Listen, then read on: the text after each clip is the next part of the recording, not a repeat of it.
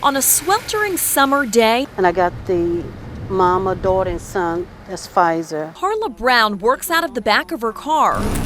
We call it our clinic on wheels. She's got every supply you can imagine. This is the whole setup. I have a pulse monitor. I have blood pressure cuffs. Whatever I need to get them assessed very quickly. She and fellow nurse Missy Hastings work as a team I still wipe with alcohol. because they've got a busy day ahead. Inside this North Baton Rouge home, the first stop of the day, I'm a truck driver. Yes. So do you think that would have any No, sir, at all. effect? No, sir. No, not at all. Mr. Oliver Batiste is prepped. Most side effects are mild. He says he's ready to receive a critical lifeline. Reading the paper every day, watching the news and everything, and I saw where the numbers had been going up. And this is why I wanted to get the vaccine. Back in the car, Your mom gave me your phone number. She said you were interested in getting yourself and your son a COVID vaccine. Missy and Carla hit the road, where the work continues. We're going here? Okay. We can get to you all. It'll be close to 2:30, 3 o'clock. Would that be okay? They're on a crusade. And for Carla, it's personal. Every dose that Miss and I administer, I look at it that we're saving a life. She's trying to save other families from the heartache Thank you for allowing Miss Carla to just get you protected, okay? she feels daily.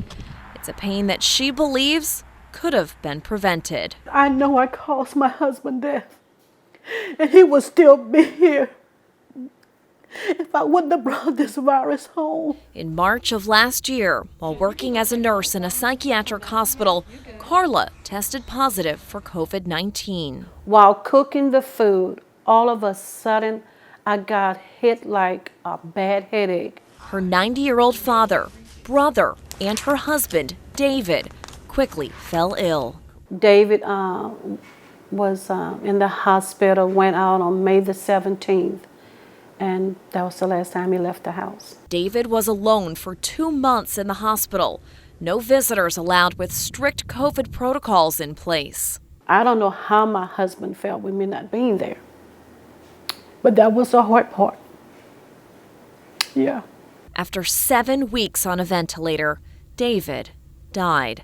He twice survived cancer, as well as being shot in the face years before, but COVID took his life. The man I love the most, guys, he's in the grave. You know, now we got to go through holidays, and my David is not here. We just did my son's wedding, and we had to put a sign that if heaven wasn't so far away, you would be here. That's a hurt you cannot take away. His death rocked Carla to her core. She left her job at the psychiatric hospital to become a hospice nurse. I want to make sure family is there when their loved one have their last breath.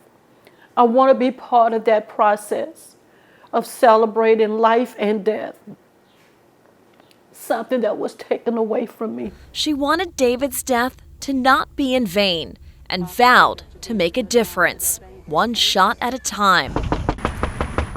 Are you vaccinated, Chad? On weekdays after working her day job and on the weekends, she targets neighborhoods with low vaccination rates. I'm Nurse Brown, the nurse that go around to do the COVID vaccine. I had mine on. You have? Everybody in my house had. All right, that's all I want to hear. Trying to encourage people to get vaccinated. Once they agree, she picks up leftover vaccines from a nearby pharmacy. Paul Bordelon calls it a seamless partnership. He vaccinates people at his store during the day, while Carla reaches those who can't get to the pharmacy. I mean, it's unbelievable what she's doing on her own time. What's good about it is that between me and her, we have very little waste. Carla alone has vaccinated over 2,000 people. Back out in the neighborhood, Carla prepares to give a shot to 18-year-old Kamari. His grandmother arranged for this house call. I told him he had to get out of here if he didn't take it, so I called you all and he went through with it. Tough love. Yeah, tough love. Yeah, you're right. She knows the Delta variant isn't something she wants to affect her family. And this is very serious, and it's getting worse. And I had her to go to my mother's house. She's 94. My brother, I think he's 52.